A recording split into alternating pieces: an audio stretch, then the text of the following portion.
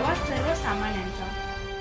साक्री तालुक्यातील दात्री गावाजवळ पाझरा कान नदीत बेवारस मृतदेह आढळल्याने एकच खळबळ उडाली आहे। या नदीत आज दिनांक 29 ऑगस्ट रोजी गावातील स्थानिक नागरिकांना एक मृतदेह आढळून आला आहे।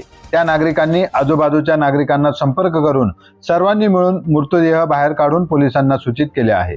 यावेळी ग्रामस्थ यादवराव परशुराम चौरे, विठोबा लोटन चौधरी, भाऊसाहेब दादाजी देसले आदी उपस्थित होते। दरम्यान नदीपात्रात हा मृतदेह दिवसा आढळल्याने बघ्यांची देखील गर्दी त्या ठिकाणी मोठ्या प्रमाणात दिसून आली आहे। काही काळ वाहतुकीस देखील खोळंबा झाल्याचे चित्र निर्माण झाले होते, परंतु स्थानिकांनी मदत कार्य करत वाहतूक सुरळीत केली आहे। या धक्कादायक घटनेने परिसरात हळहळ व्यक्त होत आहे।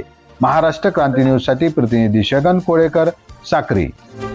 अशाच नवनवीन बातम्या पाहण्यासाठी आमच्या महाराष्ट्र क्रांती न्यूज या YouTube चॅनलला लाईक करा, सबस्क्राईब करा आणि बेल आयकॉनला प्रेस करा।